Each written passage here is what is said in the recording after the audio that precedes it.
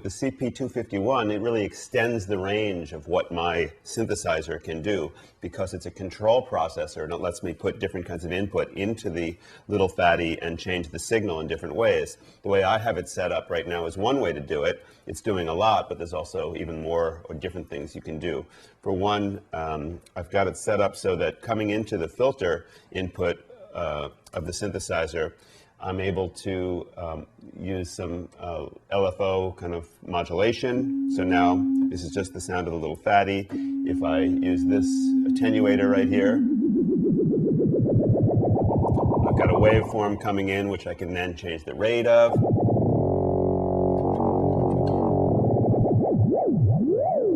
This is the amount. I also have it set up so that a sample on hold output is coming into the instrument like this. Change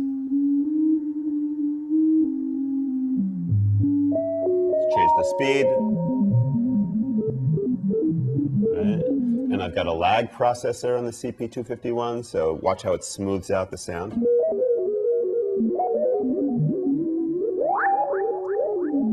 So what's really cool is like I've got this pure filter sound on the little fatty, but now if I take what's going on using the sample and hold and also the LFO and just play a note and then employ some modulation out of the little fatty, you get this.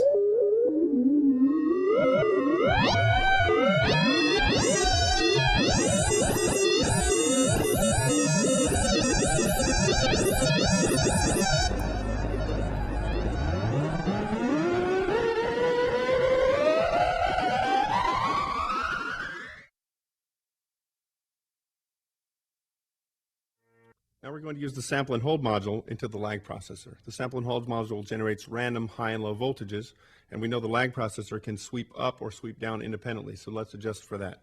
Here's the sample and hold module adjusting pitch, jumping very rapidly from high to low. If we adjust the lag so that anything going up slows down, it'll have a lag going up.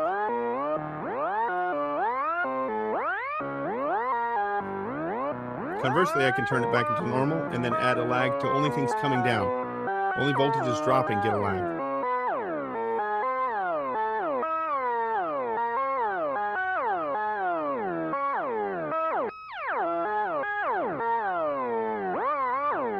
And then by increasing both, we get more of the slow random voltage that we have on this jack over here. Now we're using the control processor, the random out from the sample and hold, to control the filter cutoff frequency on the low-pass filter. It's giving us random filter settings jumping from high to low voltages.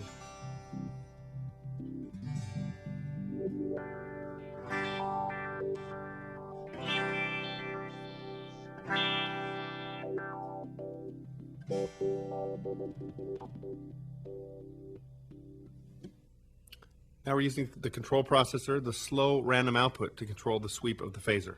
So it will randomly jump from setting to setting, but it will smoothly go from one to the next.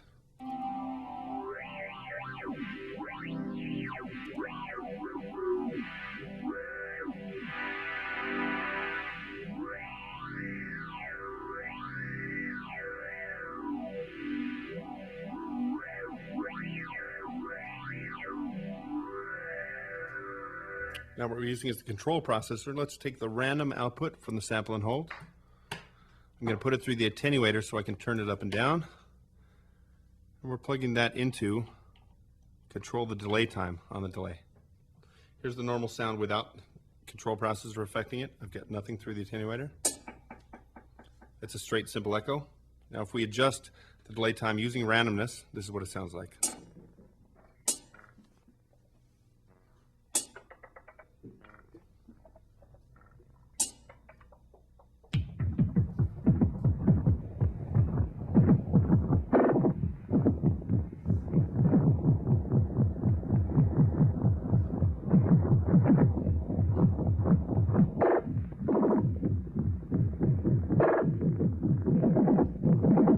The attenuators are very easy to use. Just plug a signal into it. In this case, I'm plugging in the LFO sine wave sweeping up and down. We're going to attenuate it going into the filter of the synth. So you can hear it as we put in more and more of the LFO. You'll hear the filter sweep up and down further.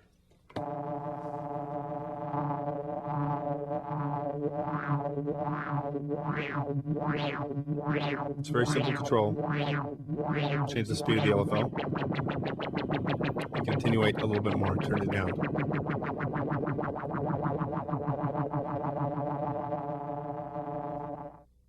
I'll demonstrate the multiple to you. We have one source going into it, which is the sample and hold. We go into the input and we have two outputs. The first output is going to feed the pitch, random pitch. And the second output, carrying the same signal now from the multiple, is going to filter.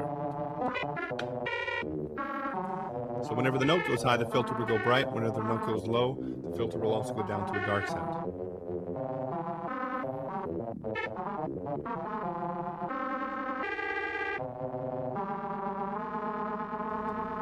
This is a good example of how the control voltage processor can combine control voltages to one destination. We're going to control the filter cutoff frequency, first with the random sample and hold output. So we've got random filter frequencies right here. And at the mixer, we're combining it with the output of the pedal. So both of those voltages will combine into here, and I can sweep the random sample and hold up or down with my pedal as well too.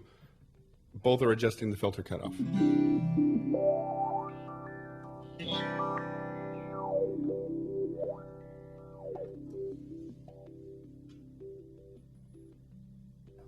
Now we're going to use the sine wave LFO from the control processor to control the amount of LFO into the phaser here. So this one is turning up and down the amount. This one is sweeping the phaser up and down. You'll hear that come in and out because we're controlling the amount here.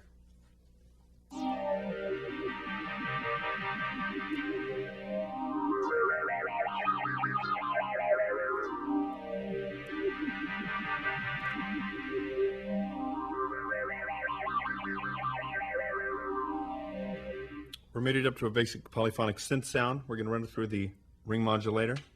We're going to use the square wave LFO built into the ring modulator to move it up and down from high to low. We're also going to adjust the speed of this square wave with a square wave coming out of here. So we're going to make this one run fast, slow, as it puts out a high and low voltage. You'll hear the original sound here, very normal. And here's the ring modulated version.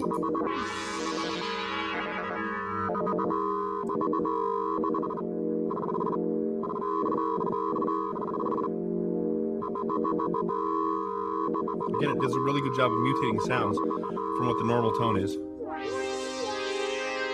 Something completely different.